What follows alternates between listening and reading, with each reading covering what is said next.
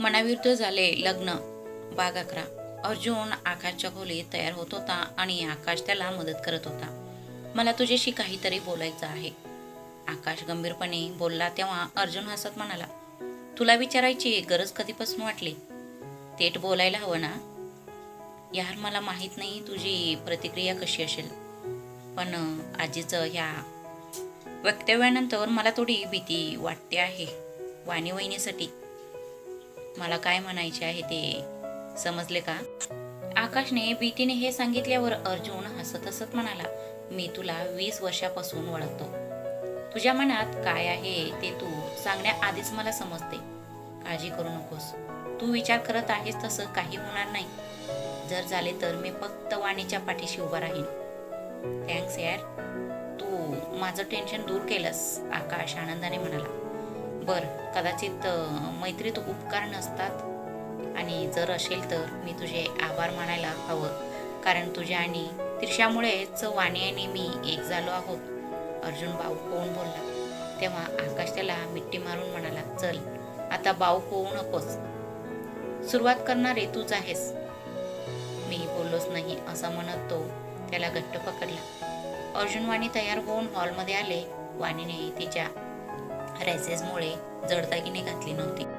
अचानक मीराची नजर वाणीवर पडली. तेव्हा ती आश्चर्यचकित होऊन म्हणाली, बाळा, आज लग्नाचे रिसेप्शन आहे, मग तू एवढे हलके दागिने का घातलेस? खरं तर आई, मला भारी दागिन्यांची ॲलर्जी आहे, त्यामुळेच मला त्रास होत होता. वाणीने हळू आवाजात उत्तर दिले.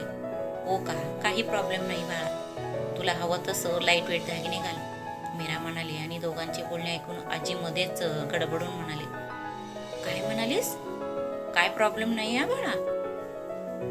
शहरात आमचा किती दर्जा आहे माहीत आहे ना. आम्ही मध्यमवर्गीय कुटुंबातील नाही. कपूर घराण्याचे नाव देशात नाही तर परदेशातही प्रसिद्ध आहे.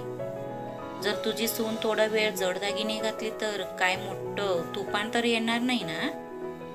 वाणी, जा जाऊन पटकन सगळं दागिने घालून ये. आजीचे बोलणे ऐकून वाणी घाबरली आणि तिथून निघून जाऊ लागली. पण अर्जुनने तिला थांबवला आणि म्हणाला, थांबू वाणी, तू कुठेही जाणार नाहीस. आजी, तू म्हणशील त्या गोष्टीला मी आजपर्यंत विरोध केला नाही, पण वाणीचे हेल्थवर कुठल्याही गोष्टीचं रिस्क घेणार नाही. आमचं दर्जा वाणीचं तब्येतीपेक्षा मोठं नाही, म्हणून वाणी जे घालते तेच घालणार. ठीक आहे, तर आता तूही बायकोचं गुलाम झाला आहेस, आजी तोंड वाकडं करत म्हणाले. तेव्हा अर्जुन हसत हसत म्हणाला, आजी, ती माझी बायको आहे, तेव्हा आपण एकमेकांची काळजी घेतली पाहिजे. आता जर तुम्ही याला बायकोचं गुलाम म्हणत असेल तर तेच असेल. अर्जुन, लगीन होतास तू पण बदललास? मग अर्जुन तिच्या शेजारी बसला आणि म्हणाला, आजी, तुझं म्हणणं बरोबर आहे, मी बदललो आहे, पण हा बदल सकारात्मक आहे. तू जसं विचार करत आहेस तसं अजिबात नाही. हो का?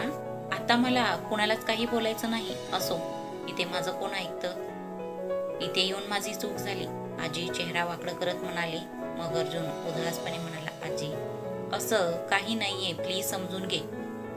असू दे, असे म्हणत आजी तिच्या खोलीकडे गेली आणि मनात विचार करू लागली, मी आता ह्या मुलीला सोडणार नाही. तिने माझ्या लाडक्या नातवाला माझ्यापासून हिसकावून घेतली आहे. आज तो माझ्याच विरोधात बोलत आहे.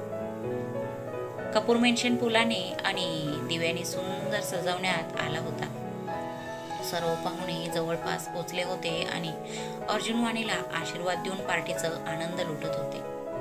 इतक्यात अल्विन आणि कीर्तीही आले. सर्व जोडप्यांनी एकामागून एक नृत्य सादर केले आणि सर्वांनी खूप मजा केली. सर्वांनी अर्जुन वाणीला आशीर्वाद देऊन त्यांचं दाम्पत्याचं सुखासाठी शुभेच्छा दिल्या. हळूहळू पार्टी संपली आणि सगळे निघू लागले. अल्विन आणि कीर्तीही दुसऱ्या दिवशी दिल्लीला निघणार होते, त्यामुळे ते दोघं पण सगळ्यांचा निरोप घेऊन घरी गेले. फंक्शन संपल्यानंतर वाणी रूमवर आली तेव्हा तिची फुले फुलांनी सजलेली दिसली. सर्वत्र मेणबत्त्या आणि फुले होती आणि मध्यभागी लाल गुलाबांनी बनलेले एक मोठे हृदय होते, ज्याचं आत लहान लाल मेणबत्त्या जळत होत्या. बाजूच्या टेबलावर बरीच चॉकलेट्स पडली होती आणि लाल हृदयाचं आकाराचे फुगे जमिनीवर विखुरले होते.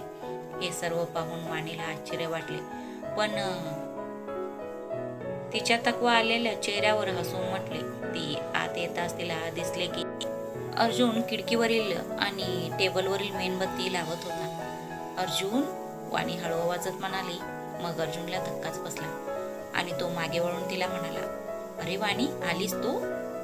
हो, पण हे सगळं काय? ही सजावट, फुलं, मेणबत्त्या, चॉकलेट्स, हे सगळं कशासाठी? वाणीने कोलीभर पळत पळत असे सांगितले तेव्हा अर्जुन हसत हसत म्हणाला, कारण लग्न झालं, सगळं लग्नाचं विधी देखील पूर्ण झाल्या, रिसेप्शन झाले आहे, पण सर्वात महत्वाची गोष्ट बाकी आहे. अजून काय राहिलंय? सगळं झालं ना? वाणीने सांगताच अर्जुन गुडघ्यावर बसला आणि खिशातून अंगठी काढला आणि ती अंगठी तिच्या बोटात घालत म्हणाला, माझं तुझ्यावर प्रेम आहे. आय लव्ह यू वाणी, माझं तुझ्यावर प्रेम आहे. अहो, वाणी बाऊ कोण म्हणाली. मग अर्जुन तिला अडवत म्हणाला, नाही, मला आधी बोलू दे वाणी. लोक म्हणतात की प्रेम एकदाच होते, ते चुकीचे आहे.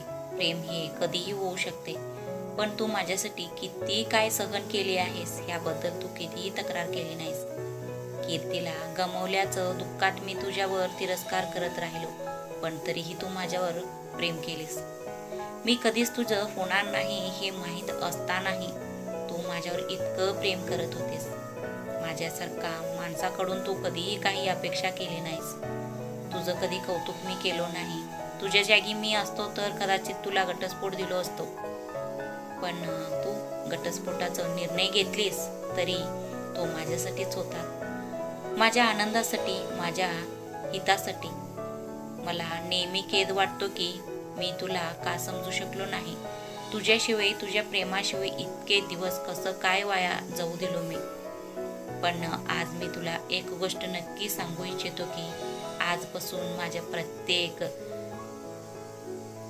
श्वासावर फक्त तुझेच नाव आहे आणि माझ्या हृदयाचा प्रत्येक स्पंदनात फक्त तुझेच नाव आहे.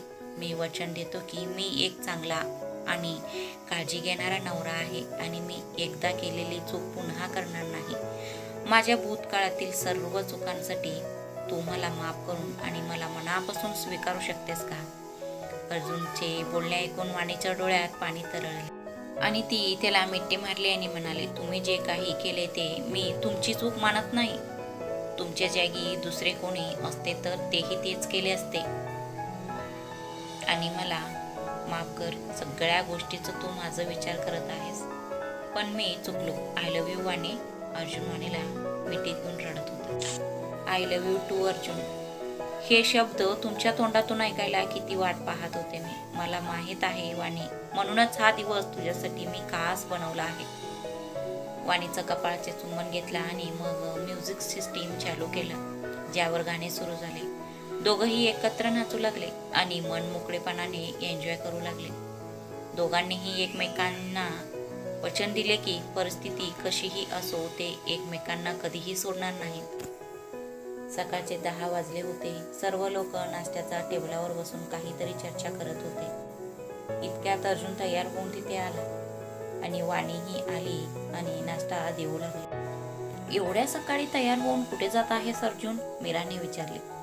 कुठे चालला आहेस म्हणजे? आई, किती दिवस मी ऑफिसला गेलो नाही. पण अर्जुन, मीरा एवढेच बोलली होती. अर्जुन तिला मध्येच अडवत म्हणाला, नाही आई, आज मी काही ऐकणार नाही. आज मला ऑफिसला जायचे आहे आणि आता सर्व विधी झाले आहेत, म्हणून मी थोड्या वेळ ऑफिसला जाऊन येतो. ही चर्चा अजून चालूच होती की अचानक अर्जुनचा फोन वाजला आणि अर्जुन फोन उचलला आणि म्हणाला, हो राहुल, कृपया ऑस्ट्रेलियन क्लायंटची मीटिंग फिक्स कर. मी थोड्या वेळाने ऑफिसला पोहोचतो. एवढं बोलून तो फोन ठेवला आणि मग मीराला म्हणाला, बघ आई, आता मीटिंगही ठरली आहे. आता मला जावं लागेल. ठीक आहे, आता तू खूप जिद्दी आहेस म्हटल्यावर मी काय सांगू तुला. ऑफिसला जा. असे बोलून मीरा वाणीच्या वडिलांकडे वळली आणि हसत म्हणाली, ठीक आहे भाऊ, मग तुम्ही वाणीला घेऊन जा. एक मिनिट थांबा, वाणी कुठे चालली आहे? अर्जुन म्हणाला आणि मीरा हसली आणि म्हणाली, तू कुठेतरी जात आहेस ना? तुला त्याची काय पर्वा आहे? तू जाऊन तुझ्या मीटिंगला अटेंड कर. यार आई, ही फसवणूक आहे. तू मला सगळं आधीच सांगायला हवं होतं. मी मीटिंग पुढे ढकललो असतो ना, अर्जुन रागाने म्हणाला. मीरा चेहरा वाकडा करत म्हणाली, कसली फसवणूक आहे? तू तर मला कुठे संपूर्ण गोष्ट सांगण्याची संधी दिलास. जेव्हा अर्जुनने आई म्हणून हाक मारला तेव्हा मीरा हात वर करून म्हणाले, आता काही करता येणार नाही कारण तुझी मीटिंग आहे. मीरा, तू पण ना बिचाऱ्याला का त्रास देत आहेस? कारण मी तुझ्या टीम मध्ये आहे अर्जुन. मी तुला काही सल्ला देऊ शकतो. ऋषभने हे सांगताच अर्जुन आनंदी झाला आणि म्हणाला, म्हणूनच मी तुमच्यावर प्रेम करतो बाबा. मला माहित होते की तुमच्याकडे नक्कीच उपाय असेल. हो, एक उपाय आहे. तू आता एक काम कर, मीटिंगला हजर राहा आणि मग संध्याकाळची फ्लाईटने दिल्लीला जा आणि उद्या सकाळच्या फ्लाईटने वाणीला परत घेऊन ये जा, असं म्हणत ऋषभ हसायला लागले. त्यांचे बोलणे ऐकून बाकीचे सगळे हसायला लागले आणि अर्जुन सर्वांकडे बघू लागला. यार, आता खरंच काही होऊ शकत नाही. आता अंकलची आज्ञा मानण्याशिवाय तुझ्याकडे दुसरं पर्याय नाहीये. आकाशही हसत म्हणाला. मग अर्जुन त्याच्याकडे बघत मनात विचार करू लागला, अरे देवा, तुझ्या माझ्याशी काय वैर आहे? मला वाणीचं चेहराही पाहायचं नाही का? हे कसलं जुनी वैर माझ्यासोबत तू करत आहेस? आता तरी माझ्यावर दया दाखव प्लीज देवा. अर्जुन पन्ना हे सगळं ऐकलं असतं तर काय झालं असतं? नेहमी गाईत असतात. आता मला एकटेलाच जावं लागेल आणि तिकडे गेल्यानंतर मला करमणार देखील नाही. असा विचार करून वाणीही उदास झाली. सर्व लोक डायनिंग टेबलावर बसून बोलत होते म्हणून आजी त्यांच्यापासून लपून अर्जुनच्या खोलीत आली आणि प्रत्येक गोष्ट काळजीपूर्वक पाहू लागली. तेव्हा तिला अर्जुन आणि वाणीचे घटस्फोटाचे कागदपत्र ड्रायव्हरमध्ये सापडले. हे वाचताच तिच्या चेहऱ्यावर हसून म्हटले, ठीक आहे, असं म्हणत तिने तिच्या मैत्रिणीचा नंबर डायल केली आणि हसत म्हणाले, हॅलो माया, मी बोलते. तुला आठवतंय मी तुला वचन दिले होते, ते पूर्ण करण्याची वेळ आली आहे आता. आता ते वचन कसं पूर्ण होणार? तुझं नातवाचं लग्न झालंय ना? पलीकडून संतप्त आवाज आला. तेव्हा आजी हसून म्हणाले, त्याची काळजी करू नकोस आणि प्रेक्षाला लवकरात लवकर माझ्या घरी पाठव. बाकीची काळजी मी घेईन, कारण अर्जुनचं लग्न झालं नाहीये. बळजबरी लोकांनी माझ्यापासून खूप लपवण्याचा प्रयत्न केला, पण शेवटी सत्य माझ्या समोर आले. काय म्हणतेस? मायाने विचारले. तेव्हा आजी रागाने म्हणाली, तू अगदी बरोबर बोलत होती. तेव्हाच मी विचार केले होते, माझ्या अर्जुनने अशा मुलीशी लग्न कसं केला. वाणी घरी जायची तयारी करत होती. तेवढ्यात अर्जुन आत आला आणि तिला तयार होताना पाहून तो चेहरा बारीक करून म्हणाला, हे काय चालू आहे? मी इथे खूप काळजीत बसलो आहे आणि तू जायची तयारी करत आहेस. अहो, मग मी दुसरं काय करू? तुम्ही नेहमी एवढ्या गाईत असता की कधीच कोणाचं पूर्ण ऐकत नाही. वाणीने त्याच्यावर ताव मारली. तेव्हा तो रागाने म्हणाला, आता तुलाही मला टोमणे मारायचे आहेत का? असं नाही का सोल्युशन? मी काय तुम्हाला सोल्युशन देऊ? तुम्ही सगळं गोंधळ घालून बसलाय.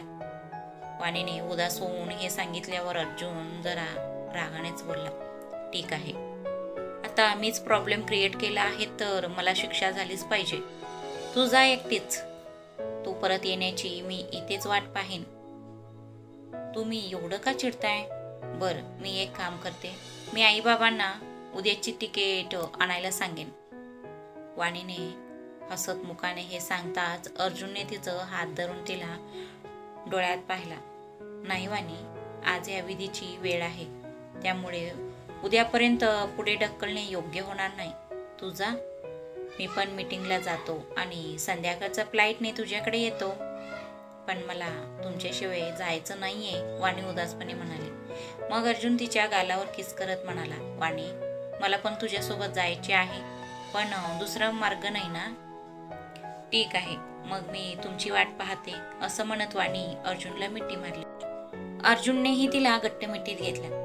काही वेळाने दोघंही बाहेर आले. वाणी सर्वांचे आशीर्वाद घेऊन दिल्लीला रवाना झाली आणि अर्जुन आकाशसोबत ऑफिसला निघाला. रात्रीचे सुमारे 10 वाजले होते. वाणीच्या घरी सगळे जेवत होते, पण वाणीचे लक्ष दाराकडेच होते. 10 मिनिट झाले होते तरीही तिने तोंडात अन्नाचं एक घास घातली नव्हती. घरातील प्रत्येक जण तिची अवस्था समजू शकत होते. हे पाहून ते आनंदी पण होते आणि काळजीतही होते. बाळा, ठीक आहेस ना? वाणीच्या हातावर हात ठेवताच वाणी घाबरली आणि म्हणाली, हो आई, मी ठीक आहे. मग तू जेवत का नाहीस? खूप उशीर झाला पाहते मी तुला. वाणीच्या आईने विचारले तेव्हा प्रणव हसला आणि म्हणाला, काय आई तू पण? जेव्हा जिजूचं आठवणीतून मोकळी होईल तेव्हा ती दुसरं काहीतरी करेल ना? हे ऐकून सर्वजण हसू लागले आणि वाणी त्याच्याकडे रागाने पाहत म्हणाली, आजकाल तू जास्त बोलायला लागला नाहीस का? अगं दीदी, मी खरं सांगतोय, प्रणव हसत म्हणाला. आणि वाणी काही बोलायचं आधीच तिच्या फोनवर मेसेज आला. वाणीने पटकन फोन उचलली आणि मेसेज पाहिले. मला माफ कर वाणी, मी आज येऊ शकणार नाही. मीटिंग संपायला खूप उशीर झाला, त्यामुळे माझी फ्लाईट चुकली. मेसेज वाचून वाणी खूप उदास झाली आणि रागवली. आई, माझे पोट भरला आहे, मी झोपणार आहे. अगं वाणी, तू काही खाल्ली नाहीस बाळा? मग वाणी तिला भूक लागली नाही म्हणत खोलीत आली. हे बघ, ती जेवली देखील नाही. ती दुःखी आहे हे तुला माहीत असताना तू असलं सगळं कारभार करत बसतोस. वाणीच्या आईने प्रणवला शिव्या दिल्या आणि प्रणवही उदास झाला आणि म्हणाला, सॉरी आई, मला माहीत नव्हतं. मी आता जाऊन तिला पटवून देतो. नाही, तिला थोडा वेळ एकटीला सोड. कदाचित ती तुझ्या जिजू सोबत बोलत असेल. वाणीच्या वडिलांनी असे सांगताच प्रणव पुन्हा जेवू लागला. इतक्यात प्रणवचा फोन वाजला. कदाचित कुणाचं तरी मेसेज असावं. त्याने पटकन मेसेज वाचला आणि मेसेज वाचताच त्याच्या चेहऱ्यावर हसू उमटले. आई, मी थोड्या वेळात येईन, मला काही महत्वाचं काम आहे. एवढं बोलून प्रणव पटकन बाईक घेऊन निघून गेला. वाणी बेडवर पडून झोपण्याचा प्रयत्न करत होती, पण अर्जुनच्या आठवणी तिला झोपू देत नव्हत्या. तिने अर्जुनला कॉल करण्याचा प्रयत्न करत होती, पण त्याचा नंबर बंद होता. त्यामुळे तिने स्वतःचे मनोरंजन करण्यासाठी तिची आवडती कादंबरी वाचायला सुरुवात केली. कादंबरी वाचून नुकतेच बसली होती, तेवढ्यात तिला खिडकीजवळ काहीतरी हलताना दिसले. ती खिडकीजवळ धावत आली आणि कोणीतरी पायऱ्या चढण्याचा प्रयत्न करत असल्याचे तिने पाहिले. हे पाहून वाणी खूप घाबरली आणि घाबरून म्हणाली, कोण आहे तिकडे? ती व्यक्ती काहीही उत्तर न देता वर चढत राहिला. आता वाणी खूप घाबरली. ती त्याला मारण्यासाठी काहीतरी इकडे तिकडे पाहू लागली. इतक्यात तो व्यक्ती समोर आला आणि आता वाणीला त्याचा चेहरा स्पष्ट दिसत होता. अर्जुन, तुम्ही इथे? वाणीने आश्चर्याने विचारले तर अर्जुनने तोंड वर करून सांगितलं, हो, मीच आहे इथे. तुम्ही इथे काय करताय? वाणीने विचारले असता तो रागाने म्हणाला, तुला दिसत नाही का मी लटकत आहे? अहो, पण तुमची फ्लाईट चुकली ना? वाणीने विचारल्यावर तो वरडला, हे सगळं नंतर पण बोलता येते ना? आधी मला वर काढ, नाहीतर खाली पडेन मी. पण तुम्ही इथून का आले? दारातून यायला हवं होतं ना? वाणीने दुसरा प्रश्न विचारल्यावर तिच्यावर अर्जुनचा बोलण्याचा वर्षाव सुरू झाला. तू कसली बायको आहेस? मी इथे लटकत आहे आणि मला वर काढण्याऐवजी तू माझ्याशी भांडत आहेस. मी इथून परत गेलं तर बरं होईल. नाही, तुम्ही पडशील, वाणी घाबरत घाबरत म्हणाली. मग तो म्हणाला, थँक्यू तू सांगितल्याबद्दल, पण माझ्याकडे बघत राहणार आहेस की हात देणार आहेस? अरे हो, मी विसरलेच, असे म्हणत वाणीने अर्जुनकडे हात पुढे केले आणि मग त्याचा हात धरून त्याला वळू लागले. अचानक तो आला आणि वाणीला धडकला आणि दोघंही जमिनीवर कोसळले. वाणीने डोळे घट्ट मिटले आणि तो काही वेळ तिच्याकडे पाहत राहिला. काही क्षणातच वाणीने डोळे उघडले आणि दोघंही एकमेकांच्या डोळ्यात प्रेमाने पाहू लागले. तो वाणीच्या चेहऱ्यावर पडलेले केस हळूहळू बाजूला करू लागला आणि वाणीला जाऊन बाजूला पाहू लागले. कदाचित तुला माझ्यावर राग आला असेल ना? वाणीच्या कपाळाचा किस घेत तो विचारला. मी का रागवणार? वाणी म्हणाले. कारण माझी फ्लाईट चुकली होती. वाणीला उचलून बेडवर बसवताना अर्जुन म्हणाला. तरीही तुम्ही आलात ना? म्हणजे माझे सरप्राईज वाया गेलं ना? अर्जुन चेहरा बारीक करत म्हणाला. आणि वाणी हसत म्हणाली. नाही, कुठे वाया गेलं? मला आश्चर्य वाटलं ना. तुझ्या हावभावातून मला ते दिसत नाही. अर्जुन वाणीच्या चेहऱ्याकडे काळजीपूर्वक बघत म्हणाला.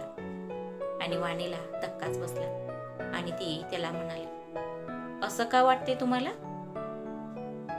नाही तर काय, तू अजिबात उत्साह दाखवत नाहीस. मी इथे कसा आलो हे तू विचारत नाहीस. अर्जुनने नाराजी व्यक्त केला तेव्हा वाणी त्याला म्हणाली.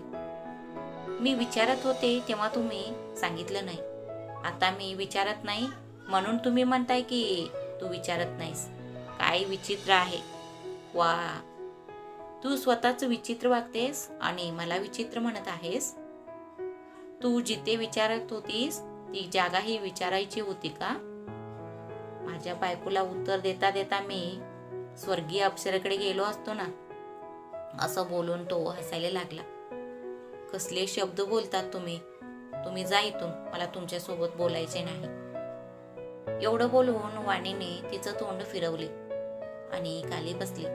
मग अर्जुन पुन्हा तिच्याकडे तोंड करून म्हणाला. ठीक आहे, सॉरी. चल आता भांडण थांबव आणि मला घट्ट मिठी मार पटकन. मी भांडत आहे? वाणी डोळे धापत म्हणाली. मग अर्जुन तिला म्हणाला. तू मिठी मारण्याकडे लक्ष दिले नाहीस. तू नेहमी स्वतःच्या नादात असतेस ना. हे ऐकून वाणी अर्जुनकडे टक्क लावून पाहू लागली आणि ती काही बोलायचं आधीच अर्जुनने तिला घट्ट मिठी मारला आणि तिच्या गालाचे प्रेमाने चुंबन घेतला. हे काय? वाणीने गालावर हात ठेवत विचारले. तर तो हसत म्हणाला. तुला समजलं नाही का? थांब, मी पुन्हा करून तुला समजावून सांगतो. असं बोलून तो पुन्हा वाणीचे चुंबन घेऊ लागला. पण वाणीने त्याला अडवले आणि म्हणाले. काय झालं मिस्टर कपूर? आज तुम्ही खूप रोमॅन्टिक आहात. मी नेहमीच रोमॅन्टिक असतो. तूच अनरोमॅन्टिक आहेस, तो तिला म्हणाला. आणि वाणी त्याच्याकडे बघत म्हणाले. ठीक आहे, तर मी अनरोमॅन्टिक आहे? हो, नाही तर काय. दिवसभर दूर राहिल्यानंतर मी परत आलो आणि तरीही तू अजिबात आनंदी नाहीस. मिठी नाही मारलीस, किस नाही केलीस. काय केलीस तू सांग? हो, मी तुमच्यावर रागवले आहे ना. वाणी तोंड फिरवत म्हणाली. अरे, तू का रागवले आहेस? मी काय केलं आहे? तुम्ही येणार नव्हते ना. वाणीने बोया उंचवली. हो, पण मी आलोय ना. असे म्हणताच वाणीने तोंड वाकडं करून म्हणाले. पहिला येत नाही म्हणून का सांगितलं तुम्ही? अरे देवा, सरप्राईज नावाची काही गोष्ट आहे की नाही? बर, तुला काहीच फरक पडत नाही. तू इथे एकटे राहा, मी परत जात आहे. माझ्या येण्याने तुला आनंद झाला नाही ना? It's okay. असे बोलून तो रागाने निघू लागला. तेव्हा वाणीने त्याला मागून आपल्या मिठीत घेतली आणि म्हणाली. अरे, तुम्ही असे कसे जाणार? मी पण तुमच्या बरोबर येणार ना. नाही, तुझी काही गरज नाही. तू इथेच थांब, मी एकटाच जाईन. अर्जुन रागाने असे म्हणताच वाणीने त्याचा मानेचे चुंबन घेतले आणि रोमॅन्टिक पद्धतीने म्हणाले. हे चुकीचे आहे ना. बायकोला कोणी एकटीला सोडतं का? हे बघ, हे सगळं करून काही साध्य होणार नाही. हा, मला तुझं खूप राग आलाय. मी इतक्या लांबून आलोय आणि तेही इतक्या काम संपवून आणि तू भांडत आहेस. वाणीचं प्रेमाच्या जाळ्यातून स्वतःला वाचवण्याचा प्रयत्न करत असताना वाणी त्याच्या जवळ आली आणि म्हणाले. ठीक आहे, मला माफ करा. तुम्ही आधी येणार नाही म्हणून सांगितले होते ना, म्हणून मला राग आला. मला माफ करा. बघा, माझं कान देखील पकडले आहे मी. वाणी कान धरून म्हणाले.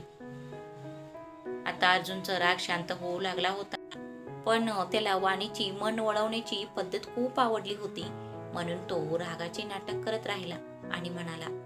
या सगळ्याचं आता माझ्यावर काहीही परिणाम होणार नाहीये. हे ऐकून वाणीने अर्जुनला स्वतःकडे वळवली आणि नंतर त्याच्या गालाचे चुंबन घेत म्हणाले, पण मला का वाटतंय की तुमच्यावर परिणाम होतोय. आणि बघा, हळूहळू तुमच्या चेहऱ्यावरही हसू येत आहे. त्यावेळी अर्जुन रागवायचा खूप प्रयत्न करूनही त्याच्या चेहऱ्यावर हसू उमटले. त्याने वाणीला घट्ट मिठी मारला आणि हसत हसत म्हणाला, तू खूप वाईट आहेस वाणी. आधी चिडवतेस आणि मग रागही राहू देत नाहीस. तुम्ही पण असेच आहात. वाणीनेही अर्जुनला मिठीत धरून म्हटले, ठीक आहे, लवकर जा आणि जेवण घेऊन ये, मला खूप भूक लागली आहे. अर्जुन हे म्हटल्यावर वाणी आश्चर्याने म्हणाले, तुम्ही फ्लाईटमध्ये जेवण केले नाही? तू भुकी असताना मी कशी जेवू शकतो. अर्जुनने हे सांगताच वाणीला धक्काच बसला आणि म्हणाले, तुम्हाला कसं माहित? कॉमन आहे ना, मी येत नाही म्हटल्यावर तू जेवलीच नसेल.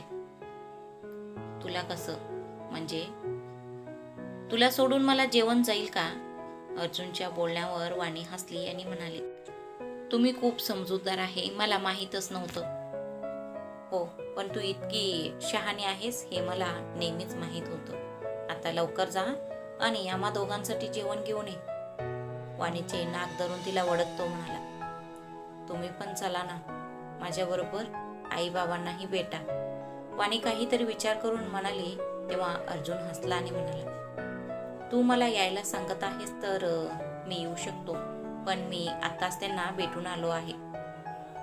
आता हे कधी झालं? वाणीने आश्चर्याने विचारलं. मग अर्जुन तिला सांगू लागला, मी तुला मेसेज केला तेव्हा फ्लाईटमधून उतरलो होतो. माझ्याकडे घरचा पत्ता नव्हता, म्हणून मी प्रणवला शांतपणे मेसेज केलो. तो बाहेर आल्यानंतर त्याच्यासोबत फोनवर बोललो आणि आल्यावर आधी आई बाबांना भेटलो. मग वाटलं थोडं सरप्राईज द्यायचं, म्हणून द्यायचं तर आहे सरप्राईज, पण मूवी सारखं द्यायला हवं ना. मग मी खिडकीतून यायचं ठरवलं. येताना सीडी बिडी आणलं नव्हतं सोबत. प्रणवने शिडी लावून एस्टिमेट करून दिला होता. बापरे, तुम्ही खूप डेंजर आहात. वाणी तिच्या गालावर हात ठेवून आश्चर्याने म्हणाली. मग त्याने तिला स्वतःकडे वडला आणि म्हणाला, आय नो, म्हणूनच मी म्हणतो माझ्यापासून जपून राहायचा. ठीक आहे, आता सरका, मी जेवण आणते. वाणीने त्याचा हात सोडवले आणि अर्जुन हसला आणि म्हणाला, पण लवकर ये, मी आता थांबू शकत नाही. हो, पटकन येते मी, म्हणत वाणी हसत हसत निघून गेली आणि काही वेळाने जेवण घेऊन परत आले. दोघंही एकत्र जेवण करू लागले. जेवण झाल्यावर अर्जुन रोमॅन्टिक स्वरात म्हणाला, अहो मॅडम, आता काय करायचं? झोपायची टायमिंग झाली असेल ना, म्हणून झोपूया. वाणी हसत हसत म्हणाली. वाणी, तू मला पुन्हा चिडवत आहेस. आता मी काय केले? वाणीने निरागसपणे विचारले. सर्व काम नेहमी चुकीच्या वेळी का करावी लागतात? जेव्हा मी तिथे लटकत होतो तेव्हा तू मला प्रश्न विचारत होतीस आणि मी आत आल्यावर गप्प बसलीस. मग तुझ्या मनात येईल तेव्हा तू खूप रोमॅन्टिक होतीस. आणि आता? एवढे बोलून अर्जुन तोंड फिरवला आणि वाणी लाजून म्हणाली, मी तुम्हाला पटवून देत होते, बस एवढेच. मग मला पुन्हा राग आलाय. आता पुन्हा मला पटवून दे, असे म्हणून अर्जुनने वाणीला स्वतःकडे खेचला. मग वाणीने त्याच्यापासून सोडवून घेत म्हणाले, झोपा, रात्र झाली आहे आणि तुम्ही थकलं असेल. नाही, आता मला तुझ्याशी काही बोलायचं नाही. मी जातो आणि टेरेसवरच झोपतो, तो रागाने म्हणाला आणि मग पटकन गच्चीकडे निघाला. वाणी ही धावत त्याच्या मागे गच्चीवर गेली. अर्जुन गच्चीवर लावलेल्या झोपाळ्यावर उशी घेऊन झोपला आणि डोळे मिटून झोपण्याचे नाटक केला. ते पाहून वाणी उदास होऊन म्हणाले, अर्जुन, तुम्ही चुकीचं करत आहात. तुम्हाला पुन्हा पुन्हा का राग येतोय? वाणी, तुझं काय प्रॉब्लेम आहे? आता झोपायला सांगत होतीस, आता मी झोपलो तरीही प्रॉब्लेम आहे तुला. आणि त्याच्याजवळ बसलेली वाणी म्हणाली, ओके सॉरी. आता सांगा काय करू? काय नाही, खाली जाऊन झोपण्याशिवाय काही करायचे नाही तुला. जा आणि मला पण झोपू दे, अर्जुन चिडून म्हणाला. तेव्हा वाणी उदास स्वरात म्हणाले, मला माफ करा अर्जुन, प्लीज ऐका ना. अर्जुन तिच्याकडे दुर्लक्ष केला आणि तिच्याकडे पाठ करून झोपला. त्याचं असभ्य वागणं बघून वाणीचं डोळ्यात पाणी आलं आणि ती रडत म्हणाली, मी फक्त मस्करी करत होते अहो. वाणीचं रडण्याचा आवाज ऐकून अर्जुन ताबडतोब उठून बसला आणि तिचे अश्रू पुसत म्हणाला, तुला माहित आहे दुसरं काय पर्याय नाही म्हणून म्हणून तू बहाणा करतेस ना. मी खरंच गंमत करत होते, वाणी अर्जुनला मिठी मारत म्हणाली. तर अर्जुन तिच्या डोक्यावर हात फिरवत म्हणाला, ओ मग मी तरी कुठे सिरियस होतो एवढं.